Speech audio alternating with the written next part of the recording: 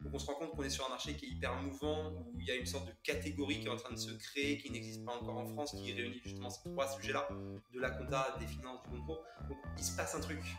Et j'ai envie, moi, de faire partie de ceux qui contribuent à ce qu'il se passe quelque chose de ça.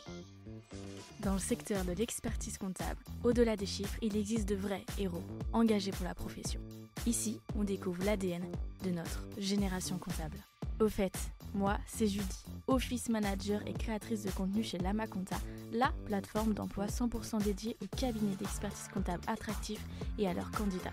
J'évolue dans le monde de la comptabilité depuis plusieurs années et avec Génération Comptable, je te propose de partir à la rencontre des professionnels et des acteurs inspirants du secteur.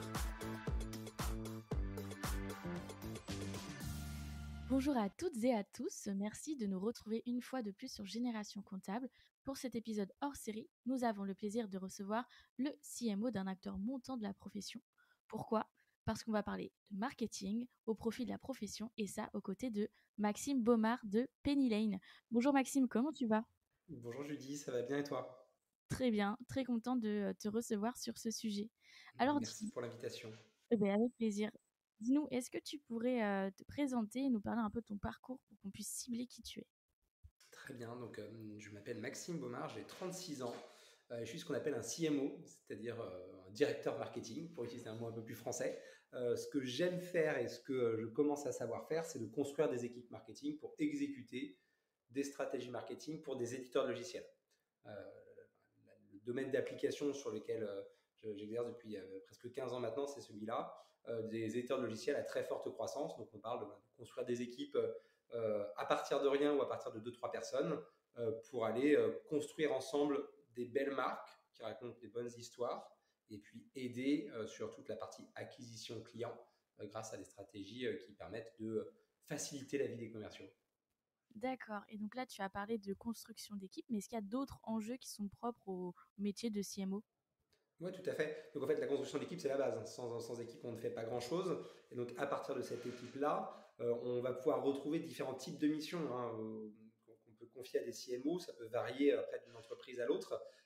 La première chose, ça va être la construction de la marque, donc autour d'un positionnement. Donc je dis un peu comment on raconte cette histoire-là, avec tout ce qui gravite autour, ce qui va concerner le contenu, le design, les événements, enfin tout ce qui permet justement à un moment donné de mettre en relation la marque, l'éditeur avec son audience et donc de créer un peu ce lien qui est entre les deux.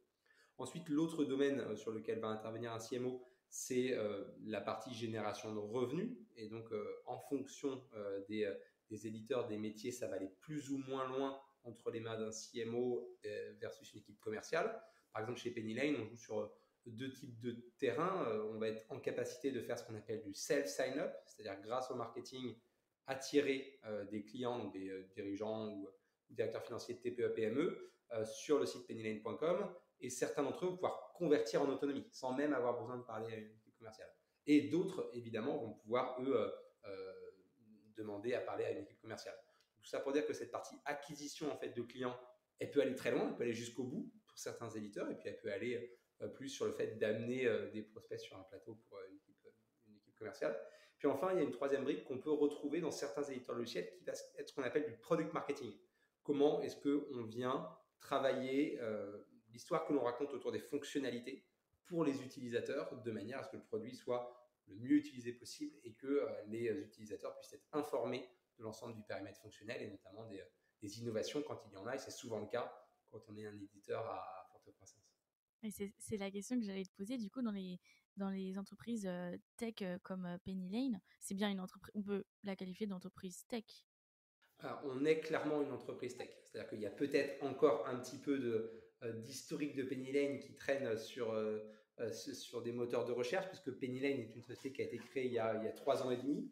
Et à la base de Penny Lane, la vision, c'était de créer un outil qui allait permettre de faciliter le quotidien des dirigeants de TPE-PME françaises sur des sujets donc, de gestion financière et de faciliter également le quotidien et de venir améliorer la relation avec les cabinets d'expertise comptable.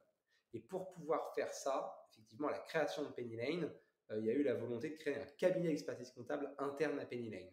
Ça n'a jamais été une vision long terme. Le but, c'était surtout de se dire, on veut s'assurer que notre produit répond aux exigences d'un cabinet comptable avant vraiment de le distribuer sur le marché auprès des 20 000 experts comptables qu'on peut avoir en France. Donc ça a juste duré une petite année.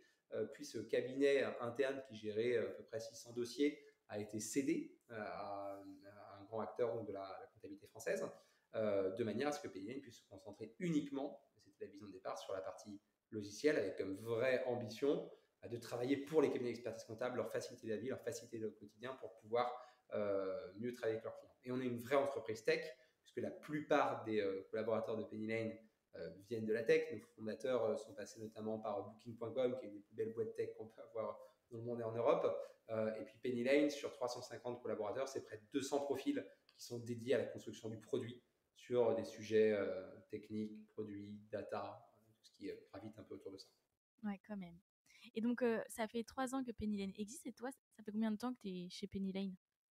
Donc moi, ça va faire 2 ans et demi que je suis arrivé chez Penny Lane. Je suis arrivé justement à cette étape en fait où Penny Lane était encore un peu un cabinet d'expertise comptable, parler directement donc à ce qu'on appelle des TPE-PME, des SMEs, donc des dirigeants d'entreprise, commencer un petit peu à parler à des cabinets d'expertise comptable. Donc vraiment cette période où il a fallu clarifier le positionnement, expliquer qui on était, et puis commencer à poser la base d'une entreprise qui voulait aider de plus en plus de cabinets, aider de plus en plus d'entreprises et donc croître assez rapidement. Et c'est cette mission-là qui t'a convaincu d'aller chez Penny Lane. Qu'est-ce qui t'a motivé à rejoindre cette entreprise? Ouais, il y a plein de choses dans ce cas-là qui vont rentrer en jeu. Première chose, moi, c'est la vision en fait des fondateurs. C'est-à-dire que c'est des gens qui ont une super histoire à raconter. C'est-à-dire qu'ils créent une entreprise, pas forcément pour faire un coup financier. Hein. C'est des gens qui ont en fait, avant Penny Lane, construit une première entreprise qui a été revendue justement à Booking.com. Et comme le dit assez souvent notre CEO Arthur Waller, ils n'ont pas besoin de revendre Penny Lane pour changer leur vie aujourd'hui. Donc, ce n'est pas du tout une entreprise qui a un objectif financier, ni court terme, ni moyen terme, mais c'est une vraie entreprise qui veut s'imposer sur le territoire français, à plus long terme peut-être sur le territoire européen, et vraiment aider des dirigeants d'entreprise et aider les cabinets d'expertise comptable. Donc là, je trouve que la mission, elle est super noble et on est sur quelque chose qui s'inscrit dans le temps. Et moi, si j'aime le marketing et la com, c'est sur cette notion de temps. C'est on construit quelque chose et c'est pas en fait plein de petits trucs très rapidement. La boîte par laquelle je suis passé avant, j'y suis resté plus de 9 ans parce que justement, j'aime bien m'inscrire sur des longs projets. Donc, première chose, c'est la vision des fondateurs. Deuxième chose, c'est le projet et le potentiel en fait du projet. C'est-à-dire qu'on parle de la comptabilité, on viendra évidemment longuement dessus, qui a priori pas forcément le sujet le plus sexy du monde quand on est un marketeur, mais en tant que produit, moi, j'utilisais des produits comptables moi aussi dans mes missions de tous les jours, et j'avais un peu ce sentiment que c'était un marché où il y avait une obligation d'usage pour les entreprises et pourtant des éditeurs qui étaient présents depuis des dizaines et des dizaines d'années et pas trop d'innovation. Donc quand j'ai découvert cette entreprise qui dit nous, on reprend en fait de zéro le sujet de la comptabilité, le sujet de la finance pour reconstruire un outil feuille blanche, mais qui répond aux attentes à l'époque, on était en 2021, je me suis dit, génial en fait, ils ont tout compris. Il y a un moment donné, il faut que quelqu'un s'attaque à ce sujet-là, qui est en train de pourrir quasiment. Et donc, j'ai trouvé le projet super noble. Et puis enfin, le dernier sujet, justement, je trouve ça chouette en fait de s'attaquer d'un point de vue comme marketing à un secteur qui souffre d'un petit déficit de côté sexy, on va dire. Il y a cette étiquette assez souvent mise sur cette profession-là. Voilà, la profession un peu ringarde, la profession-là. Et je me suis dit, déjà, je vais valider ou non le cliché. Et puis, si c'est un petit peu le cas, on va essayer de faire en sorte d'aider cette profession à un petit peu lui redonner un côté sympa et attractif. Parce que la réalité, c'est que c'est des métiers indispensables à l'économie avec des gens qui sauvent des entreprises, quoi. Et donc, je me suis dit que c'était sympa peut-être de rejoindre ce secteur-là. Oui, il y avait aussi un petit côté challenge derrière tout ça, dans le fait de travailler dans cette entreprise. Complètement. Enfin, après, moi, je suis un peu un compétiteur et quelqu'un qui adore le challenge. Donc, je ne me verrai jamais rejoindre une entreprise sans challenge. Et là, il est clair que le challenge, il est super ambitieux et surtout, il dépasse. Voilà, là, on parle de comptabilité, mais en fait, chez Peignet, quand on parle de comptabilité, on parle aussi de gestion financière des entreprises, on parle aussi de compte pro. Donc, on se rend compte qu'on est sur un marché qui est hyper mouvant, où il y a une sorte de catégorie qui est en train de se créer, qui n'existe pas encore en France, qui réunit justement ces trois sujets-là, de la compta, des finances, du compte pro. Donc, il se passe un truc. Et j'ai envie, moi, de faire partie de ceux qui qui contribuent à ce qu'il se passe quelque chose de sympa. Et quand tu as rejoint Penny Lane, est-ce que tu imaginais tout ce qui t'est arrivé entre-temps ou est-ce que tu es totalement surpris par la tournure des choses et tes responsabilités, etc. Alors, je ne vais pas faire preuve de fausse modestie, mais c'est ce que je venais chercher. Et c'est ce qu'on vient tous chercher quand on est chez Penny Lane. Voilà, c'est une boîte qui avance et qui s'attaque à un énorme sujet. Voilà, on a face à nous des acteurs de la production comptable qui sont là depuis des quarantaines d'années pour certains. On n'a pas du tout la prétention de dire qu'en 3 ans, voilà, on est fonctionnellement égal à ces gens-là. Néanmoins, on a l'envie d'aller très vite et de pouvoir répondre aux attentes des cabinets comptables en termes de produits et des entreprises le plus rapidement possible et donner amener de la nouveauté. Et ça passe forcément par le fait d'aller aussi rapidement que nous sommes en train de le faire sur ces sujets-là. Donc, on va dire que ça se passe comme il était prévu que ça se passe. Donc, il n'y a pas cette surprise de dire waouh, c'est fou, on est 350 aujourd'hui, on équipe près de 100 000 entreprises en France, on travaille pour. Voilà, c'est plutôt ça le sujet. D'accord. Et du coup, si tout se passe comme prévu, enfin, en tout cas, si tout se passe comme ça devait se passer, c'est que vous aviez mis des objectifs à la base, c'est que vous aviez identifié des KPI, des choses comme ça. Est-ce que tu peux un peu expliquer ou détailler les points de vigilance sur lesquels vous étiez basé et qui vous permettent aujourd'hui de vous dire, OK, ça s'est passé comme ça devait se passer? Alors, la première des choses, la première étape par laquelle il fallait passer, et il faut encore passer pour que le plan puisse être parfait, c'est la satisfaction de l'utilisateur. Donc nous, l'obsession Penny Lane, c'est de faire en sorte qu'on ait des utilisateurs qui soient heureux avec notre outil. Je vais faire une petite parenthèse pour que ça soit bien clair pour tout le monde. L'utilisateur Penny Lane, on en a deux, parce que notre mission, c'est de réunir des entreprises et des cabinets sur un seul et même outil. Donc d'un côté, on a un utilisateur dirigeant d'une TPE-PME qui peut être une entreprise de 3 collaborateurs jusqu'à plusieurs centaines de collaborateurs. On va retrouver également des équipes finance. De plus en plus, on travaille avec des entreprises un petit peu plus de taille un peu plus importante, donc des CFO, des DAF, voilà. Donc, toute une partie client-entreprise. Et de l'autre côté, une partie client cabinet d'expertise comptable. Okay, et donc, évidemment, pour que nos objectifs puissent être atteints, il faut que ces gens-là voient une valeur ajoutée en notre produit. Parce qu'on est présent sur ce qu'on appelle un marché de remplacement. On ne vient pas équiper des entreprises d'un truc qu'ils n'utilisaient pas avant. Je fais une parenthèse. Moi, avant, je travaillais pour une entreprise qui s'appelle iAdvise. On mettait à disposition de sites e-commerce des logiciels qui leur permettent de chatter avec leurs visiteurs. C'était dans les années 2010, donc c'était quelque chose d'assez nouveau. Les sites n'en avaient pas, on venait équiper un marché. Là, en l'occurrence, nous, on vient le remplacer parce que toutes les entreprises doivent envoyer des factures, doivent payer des factures, doivent piloter leur trésorerie. Tous les cabinets comptables doivent faire de la prod comptable. Et donc, il faut que ton produit, vu que tu viens en remplacer un autre, soit meilleur que ce qui existe déjà sur le marché. Donc, notre obsession, c'est celle-là. C'est de se dire comment est-ce qu'on fait vivre quelque chose à nos utilisateurs et que derrière, ils disent j'ai gagné en productivité, mes collaborateurs sont super contents, ça me change la vie dans la collaboration avec mes clients.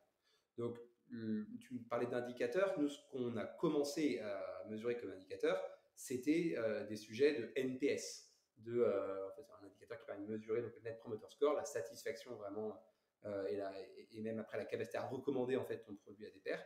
Et ça passe impérativement par là. C'est-à-dire que c'est impossible de se dire on va gagner des parts de marché, on va gagner de nouveaux clients avec des clients qui sont moyennement satisfaits de son outil. Donc c'est la base et c'est toujours notre obsession et c'est ce qu'on va regarder quotidiennement quand on se parle entre nous, avant même des sujets de revenus, c'est est-ce que ce qu'on fait change vraiment la vie de nos utilisateurs. D'accord, donc en premier point, c'est vraiment satisfaction client, du coup qui a plus Ouais. de recommandations et a plus de visibilité. Et la chance qu'on a, c'est qu'on est présent, si on parle de la comptabilité, sur un marché qui est un petit marché. On a à peu près 20 000 experts comptables. Et je pense que le meilleur des leviers marketing sur ce marché-là, c'est le bouche à oreille. Et le bouche à oreille, il peut très vite aller dans un sens comme dans l'autre. Et je pense qu'il y a des éditeurs un petit peu plus vieux que nous, mais pas tant que ça, qui en ont un peu récolté les fruits dans les deux sens. Et on a vu des éditeurs aller très vite justement en conquête de marché grâce à un produit qui était super bien et qui s'est recommandé de cabinet en cabinet. Et puis d'autres peut-être ne pas avoir le succès qu'ils venaient chercher sur le marché français parce que très rapidement catalogué comme un produit avec quelques éléments manquants. Oui, d'ailleurs, petite statistique, une personne sur 10 satisfaite va en parler, tandis qu'une personne sur 3 non satisfaite va le dire. Donc en fait, quand ça va pas, c'est tout de suite beaucoup plus su que quand ça va. Donc effectivement, il faut maîtriser ça, il faut proposer des produits qui sont adaptés à la demande et qui sont convaincantes pour le client. Bah, tu m'apprends avec ces chiffres-là, je n'avais pas en tête, mais en tout cas, le fond, c'est exactement ce qui nous obsède nous, au quotidien. D'accord. Penny Lane, du coup, tu as dit que il y avait deux voies d'acquisition client chez Penny Lane. Il y avait le côté expert comptable qui, du coup, pouvait ramener d'autres clients sous son cabinet. Et du coup, vous agrandissez votre réseau de clients comme ça. Ou alors, il y avait via un client, une entreprise qui utilisait Penny Lane et qui ensuite remontait du côté expert comptable. C'est bien ça? Ouais, c'est ça. Donc nous, l'utilisateur principal de Pennyline, celui qui va y passer le plus de temps, c'est le cabinet comptable. Le cabinet comptable, ils vont avoir des collaborateurs qui ouvrent son ordinateur et qui, tout au long de la journée, tout au long de la semaine, vont être connectés à Pennyline. Donc c'est cet utilisateur-là sur lequel on va concentrer le plus d'énergie et on va chercher à le satisfaire au maximum. Parce qu'un cabinet comptable, après, s'il est satisfait de Pennyline, effectivement, il va équiper ses clients de manière à pouvoir mieux collaborer avec lui et gagner encore plus en productivité, gagner encore plus en satisfaction et en performance. Et donc, derrière un cabinet comptable, il peut y avoir des dizaines, centaines, milliers, dizaines de milliers de clients derrière qui vont indirectement aussi devenir des clients Penny Lane. Et ce qu'on fait également, en parallèle de cette stratégie-là, c'est qu'on a des entreprises qui en direct nous disent « Moi, je veux utiliser Penny Lane pour piloter mes finances. » Piloter mes finances, ça veut dire quoi? C'est je veux gérer mes facturations d'achat, gérer mes factures de vente, piloter ma trésorerie et puis aussi mieux collaborer avec mon cabinet d'expertise comptable. Et donc après, on a une stratégie d'acquisition qui va se baser sur le fait qu'on a des entreprises, des PME, qui en direct vont vouloir s'équiper de Penny Lane. Elles vont vouloir gérer leur facturation d'achat, leur facturation de vente, leur pilotage de trésorerie et collaborer avec leur expert comptable depuis Penny Lane. Donc tous ces gens-là qui achètent du Penny Lane, elles vont parler à leur cabinet d'expertise comptable. Elles vont dire là, moi j'utilise cet outil-là, ce sera encore mieux si toi aussi en tant que cabinet tu pourrais l'utiliser. Et donc c'est là où on rentre sur un cercle qui est assez vertueux. On a des entreprises qui utilisent Penny Lane, qui nous ramènent leur cabinet. Le cabinet, quand il va découvrir Penny Lane, qui va se rendre compte de la productivité gagnée, de l'efficacité qui en découle, il va peut-être aussi en parler à ses clients pour dire que ces autres clients devraient également utiliser la solution. Donc voilà, tout passe encore une fois par le fait de construire l'outil qui répond aux vrais besoins et qui fait gagner du temps, parce que sans ça, cette machine d'acquisition, elle serait évidemment grippée. Oui, c'est clair. Mais du coup, comment vous vous adressez, d'un point de vue stratégie marketing, comment vous vous adressez directement, on va dire, aux entreprises ou directement aux experts comptables? Est-ce qu'il y a une différence dans le discours ou dans le message? Alors, il y a une seule marque, elle s'appelle Penny Lane. Il y a un seul positionnement qui est celui de réunir donc ces deux entreprises pour pouvoir mieux collaborer et être plus efficaces. Et puis après, évidemment, il va y avoir des discours différents. Parce que ce que va venir chercher un cabinet, c'est pas la même chose que ce que va venir chercher une entreprise. Et il y a même après des micro-discours, parce que cabinet comptable, c'est un mot assez large, mais un créateur n'est pas la même chose qu'un cabinet d'une dizaine de collaborateurs ou qu'un KPMG, un BDO, que des sociétés avec lesquelles on travaille. Et puis des entreprises de la même manière. Un indépendant ne sera pas la même chose qu'une PME de 10 personnes et qu'une TPE de 10 personnes ou qu'une PME de 100 personnes avec une équipe finance de 15 personnes. Donc, de toute façon, on doit adapter notre discours. D'un point de vue stratégie marketing, pour schématiser un petit peu le fonctionnement, l'acquisition de clients TPE-PME passe surtout par des réseaux d'acquisition en ligne. Notre but, c'est d'amener ces gens-là sur le site pennylane.com pour que sur pennylane.com, ils puissent découvrir Penny Lane, les offres et souscrire à Penny Lane. Donc on a un site web qui parle majoritairement aux TPE-PME. Depuis ce site web, on peut basculer sur des espaces qui parlent aux experts comptables. Et donc on va avoir une stratégie marketing qui s'appuie sur des stratégies de génération de trafic et après des stratégies de conversion depuis notre site web. On ne le fait pas sur la partie TPE-PME, des choses du type événementiel ou ce genre de choses-là qui sont notre esprit marketing. Sur la partie cabinet d'expertise comptable, ça va presque être l'inverse.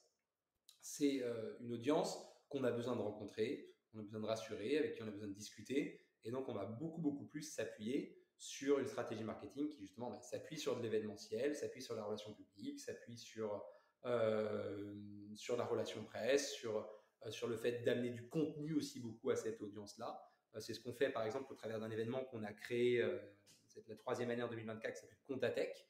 C'est né d'une vraie volonté de se dire on veut améliorer le quotidien des cabinets comptables, on veut leur apporter une vision, on le fait via un outil, faisons-le également avec un événement qui va pouvoir leur permettre de prendre de la hauteur et de rendre leur cabinet encore plus performant. Donc voilà, c'est 2 stratégies marketing très différentes, une très online marketing, une autre beaucoup plus contenu, production, événementiel. Et donc ça me demande un petit peu d'être schizophrène et de jouer sur les 2 tableaux en même temps. Oui, c'est clair, parce que du coup, tu as 2 profils totalement différents. Et j'aimerais revenir sur la partie plutôt expert comptable.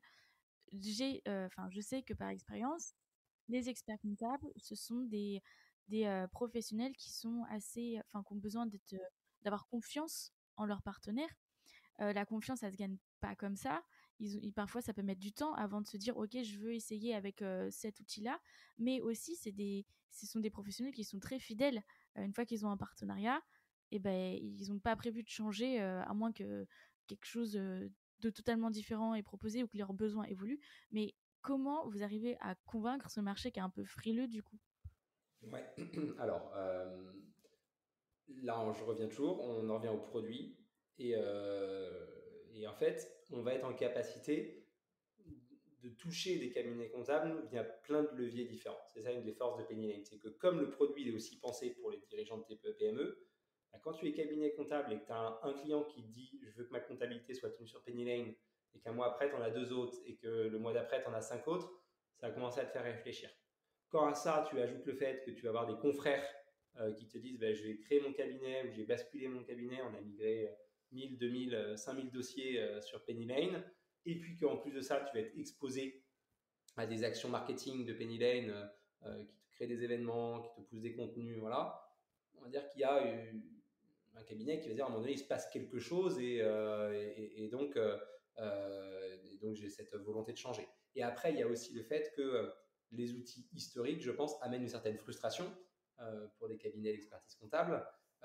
Et nous, on vient répondre justement à ça. Je ne sais pas, cette chose de connectivité, par exemple. Penny Lane, c'est plus de 300 intégrations qui sont connectées à Penny Lane et qui facilitent le quotidien sur des sujets d'automatisation, sur des sujets et même des basiques. Penny Lane, c'est du SaaS, c'est en cloud, c'est des choses qui font qu'aujourd'hui, un cabinet qui veut proposer à ses collaborateurs de télétravailler, c'est inenvisageable de se dire qu'il y a des logiciels sur le marché qui ne proposent pas de version cloud, on va dire, de son outil de production comptable.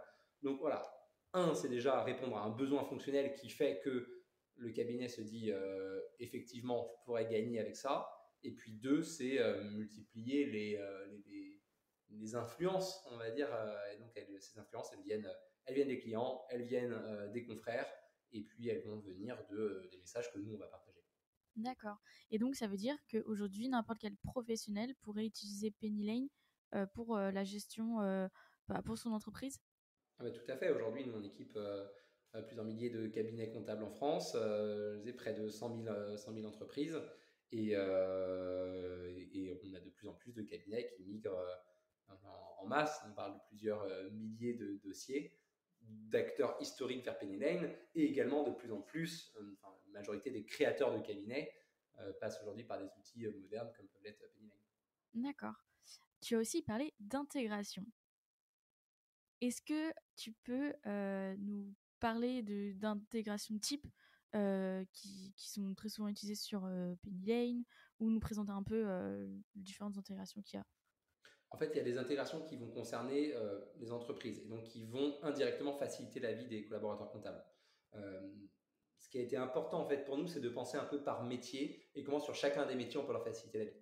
L'exemple d'un e-commerçant, d'un point de vue gestion financière et comptable, donc si son outil de facturation, si son outil de gestion financière peut être connecté à son Shopify qui va être son CMS e-commerce, à son Stripe ou à son PayPal, peut être connecté à son outil de marketing qui peut être un HubSpot, et qu'en fait tout ça remonte automatiquement, ça veut dire que la donnée que va récupérer l'expert comptable, elle est fiable, elle est en temps réel, elle est à jour, et donc le dirigeant gagne un temps fou et il n'a plus besoin d'aller chercher à gauche à droite toutes les factures, voilà. Et l'expert comptable indirectement gagne aussi un temps fou.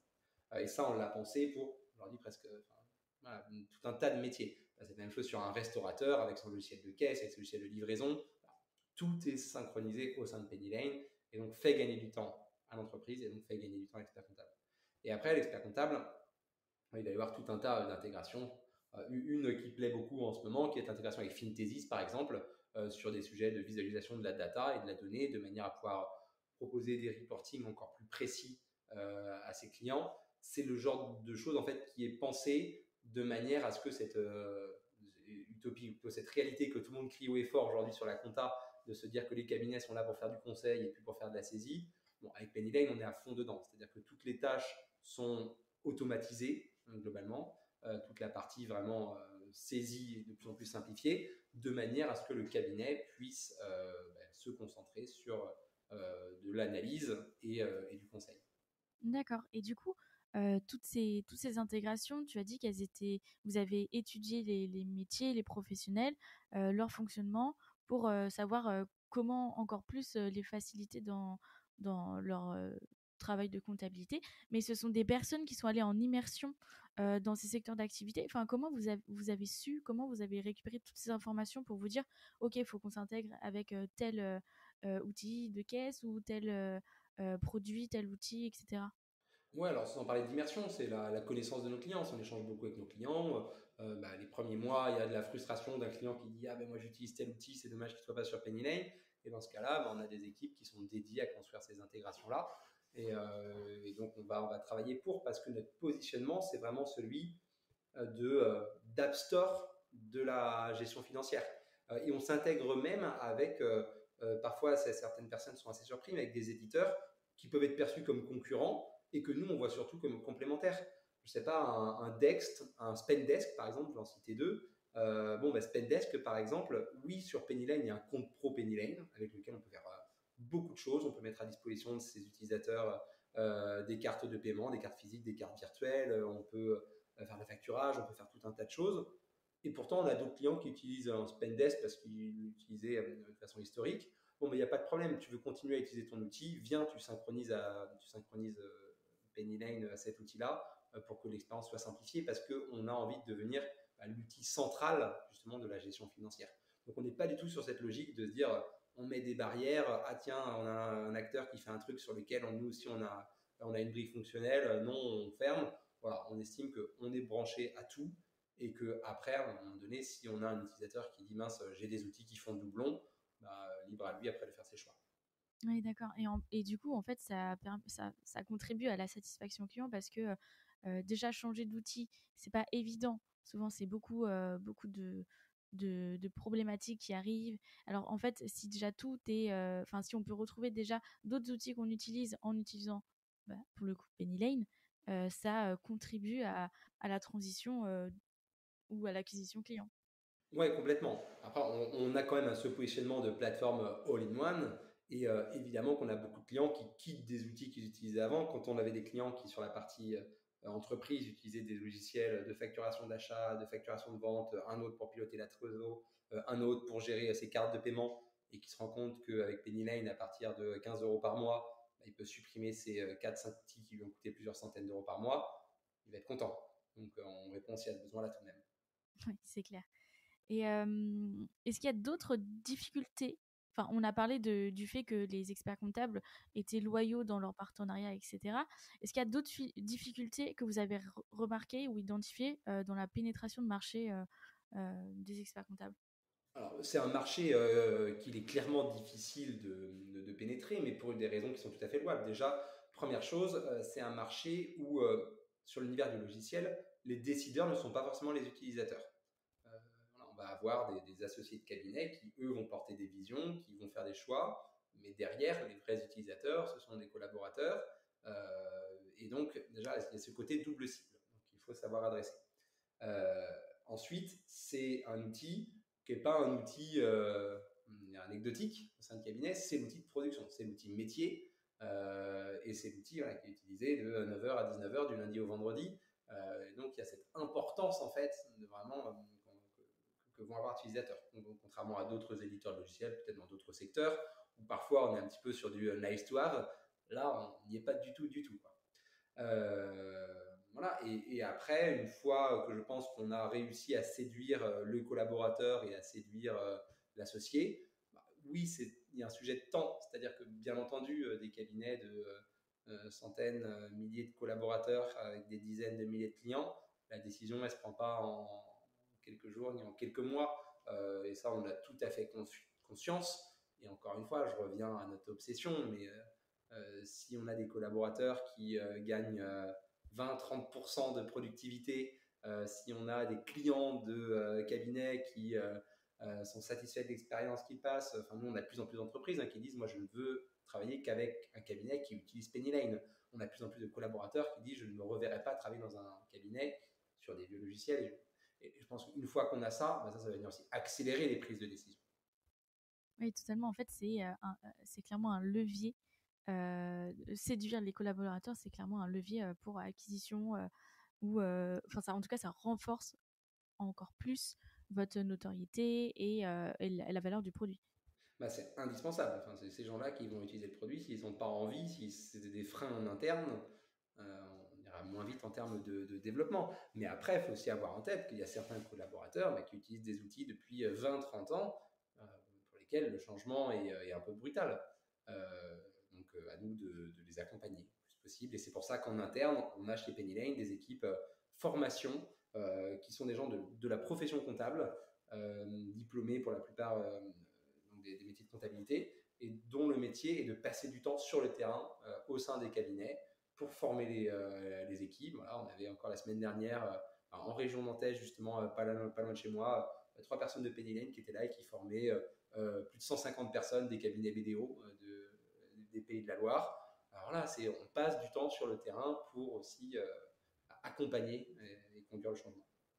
Et avec tout ça, comment tu vois évoluer la profession en termes d'outils et en termes de métier? Parce que, pour moi, au vu de ce que tu nous expliques, les évolutions des outils sont aussi, sont en lien avec l'évolution du métier. Comment tu vois évoluer tout ça? Je pense que c'est des outils, donc les outils de production comptable, de comptabilité, et donc les cabinets directement, qui sont en train de se faire bousculer. Elles sont en train de se faire bousculer dans un premier temps par leurs clients. Il y a de plus en plus de clients en fait qui s'équipent eux-mêmes d'outils de gestion financière et qui deviennent de plus en plus autonomes là-dessus et qui vraiment sont exigeants vis-à-vis de leur cabinet presque, qui vont choisir des cabinets, certes en fonction des tarifs, en fonction de leur zone géographique, mais de plus en plus aussi en fonction des outils qu'ils utilisent. Donc celui qui n'est pas en capacité de répondre à ses besoins de clients va perdre des clients. Après, évidemment, il y a la notion aussi d'un marché qui se fait bousculer de par la réglementation, facturation électronique, toutes ces choses-là qui font que de toute façon, il faut revoir ces outils et s'assurer qu'on répond aux besoins. Et puis après, je pense que c'est un acteur qui se fait bousculer par des sujets qui étaient connexes et qui deviennent de plus en plus poreux. Typiquement, l'univers bancaire. On voit de plus en plus de néobanques qui sortent des outils de facturation, qui sortent même des outils pour pouvoir choisir ses experts comptables, qui font des choses comme ça, et qui marchent de plus en plus, qui grignotent de plus en plus sur la partie comptabilité.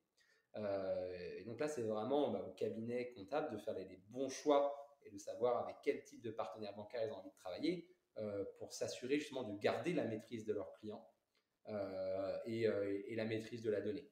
Donc tous ces sujets-là, c'était juste quelques-uns, mais les clients, la réglementation, des secteurs a priori un petit peu loin qui sont de plus en plus proches, entraînent inévitablement les cabinets à mieux maîtriser la partie logicielle parce que ça va être un sujet davantage concurrentiel. Et je ne parle même pas, on a déjà un petit peu parlé, mais de la partie collaborateur, où aujourd'hui on entend de plus en plus, et vous êtes très très bien placé chez la Merconta pour le savoir, de cabinets qui disent on a du mal à recruter et qui pour recruter disent ça passe par les bureaux, ça passe par la situation des bureaux, par les modes de travail, mais ça passe aussi et surtout par les outils qu'on met à disposition des collaborateurs.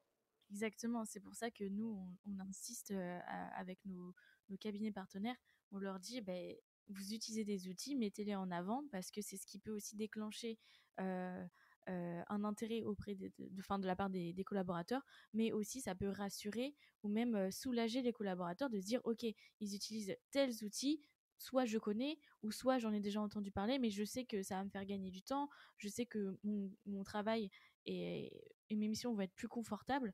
Donc oui, c'est important et c'est un levier d'attractivité qui est vraiment très décisif dans les cabinets. Ouais, tout à fait.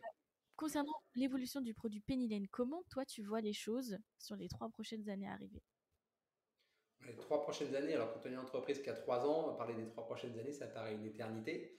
Euh, Ce qui est certain, c'est qu'en termes de positionnement et de périmètre fonctionnel, on commence à avoir quelque chose de complet. Dans le sens où le all-in-one tel que nous on l'imagine, ce qu'on vont appeler les anglo-saxons par exemple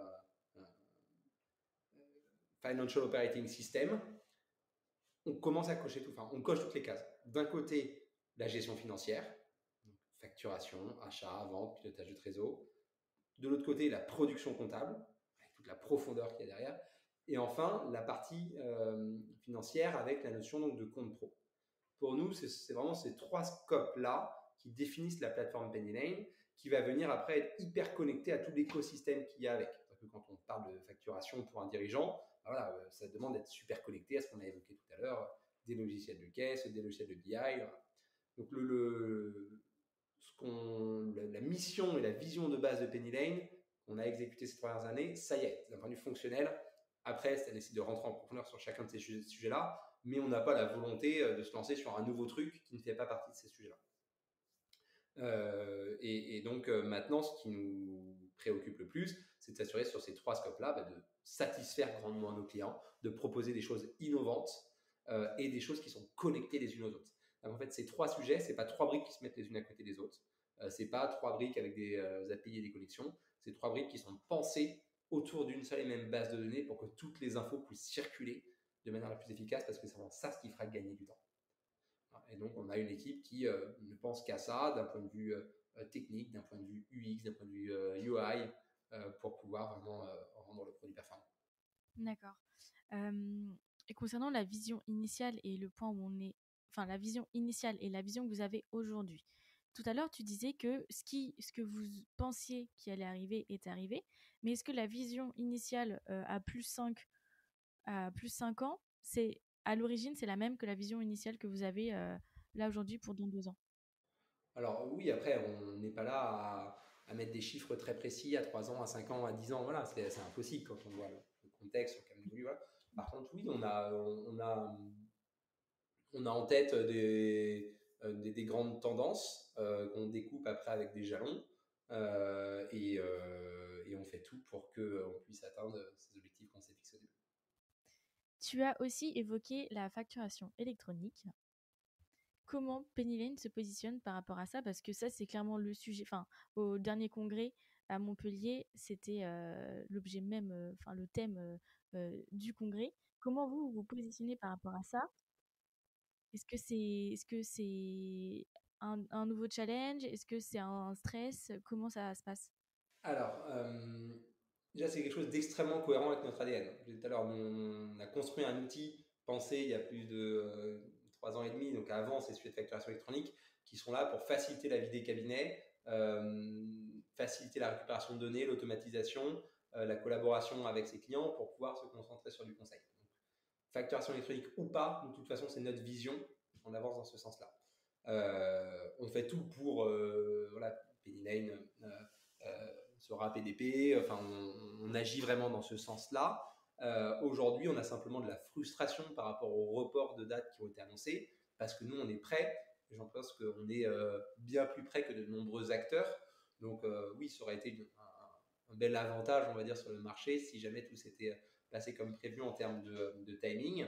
Après, aujourd'hui, nous, on avance comme si le timing était celui initial, de manière à vraiment tout faire, encore une fois, pour répondre aux attentes des cabinets. Et quoi qu'il arrive, de toute façon, ça va c'est le sens de l'histoire, je pense, d'aller vers ça.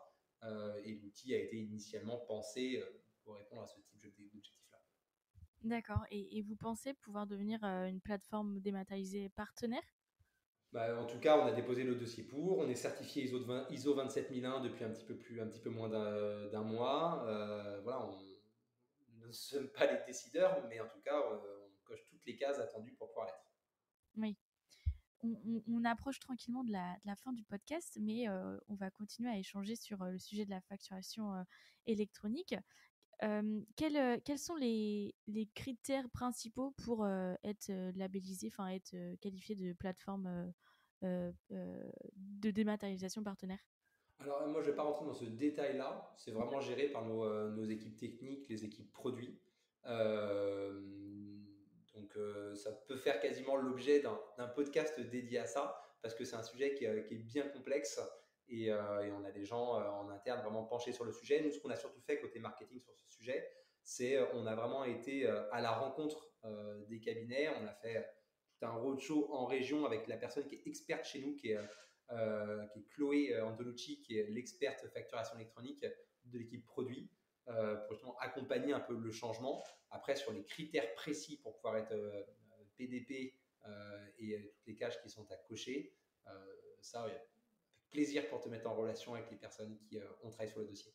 Ah bah, volontiers, comme ça nous fera un autre sujet pour Génération Comptable, sujet hors série, parce qu'effectivement, avec toute cette réforme qui arrive, qui est encore un peu floue pour beaucoup, ça peut être très instructif. Bah, écoute, je te mets en relation avec plaisir. Merci. Concernant les enjeux marketing futurs, s'il y en a des nouveaux autres que montrer aux clients que Penny Lane peut carrément correspondre à leurs attentes? Les enjeux, oui, il y en a qui sont liés aux évolutions produits. Je parlais tout à l'heure un petit peu du sujet compte pro, qui est quelque chose chez nous qui est assez, sur lequel on avance très vite et où il y a des enjeux qui sont assez importants. Le but étant de faire comprendre à nos clients que Penny Lane, c'est un outil de gestion, c'est un outil de production comptable, et qu'en plus de ça, quand on est client Penny Lane, on peut disposer donc d'outils compte pro, de moyens de paiement, de gestion justement de tous ces sujets. Donc en termes de positionnement et d'adoption, on a un sujet là-dessus. Il y aura les sujets facturation électronique, évidemment. Il y a cette volonté donc, de toujours accompagner les cabinets comptables par du contenu, par de la prise de hauteur. Donc, on déroule le plan marketing prévu. Ça marche. Écoute, Maxime, merci pour toutes ces réponses. Et toutes tes informations. Je vais te poser notre fameuse question finale. Si tu étais un compte comptable, lequel serais-tu et bien sûr, pour quelle raison? Alors, c'est un peu la question piège. Encore une fois, moi, je ne suis pas un comptable. Je suis un marketeur qui travaille dans l'univers de la compta. Alors après, cette question elle est assez marrante parce qu'en tant que CMO qui est passé par d'autres boîtes, parfois on impose à des CMO de travailler sur des outils comptables pour bien faire les choses. Depuis que je suis chez Penny Lane, c'est plus facile avec Penny Lane parce que je fais de la compta sans le savoir. Et donc, quand moi je mets des factures ou je dois payer des factures, voilà, tout passe par Penny Lane. Et en tant qu'utilisateur non comptable, je ne suis pas confronté à tout ce genre de comptable. Mais dans le passé, j'ai utilisé des outils pensés pour des comptables et pas du tout pensés pour d'autres métiers tiers à qui on demandait pourtant des actions. Et donc j'ai souvenir sur ces outils-là que le compte 623, me semble-t-il, était tout ce qui réunissait les actions marketing, sur lesquelles après il y avait plein de détails, et donc c'était des 623.3, 623.2, sur lesquels on mettait les éléments d'événementiel, d'achat d'espace, voilà. Donc je savais sur mon vieil outil comptable encore utilisé par beaucoup de TPE-PME, sur lesquels on m'imposait d'aller charger des factures et d'aller faire du lettrage, alors que mon boulot c'était de faire du marketing, qu'il fallait que je regarde ce compte 623. Je ne suis incapable de te parler de d'autres comptes mis à part celui-ci. Et bah, compte 6, compte de charge, et effectivement, 623, tout ce qui est événementiel, marketing, etc. Merci pour tes réponses. J'espère que tu as apprécié le moment. Moi, j'ai trouvé ça hyper intéressant. Si jamais des personnes veulent te contacter, est-ce qu'ils le font Le plus simple, c'est sur LinkedIn aujourd'hui. Voilà, avec plaisir pour échanger. Super. Et ben, merci beaucoup.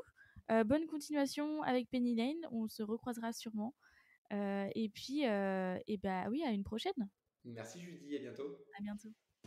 Merci d'avoir écouté cet épisode de Génération Comptable et de contribuer avec nous au rayonnement de la profession.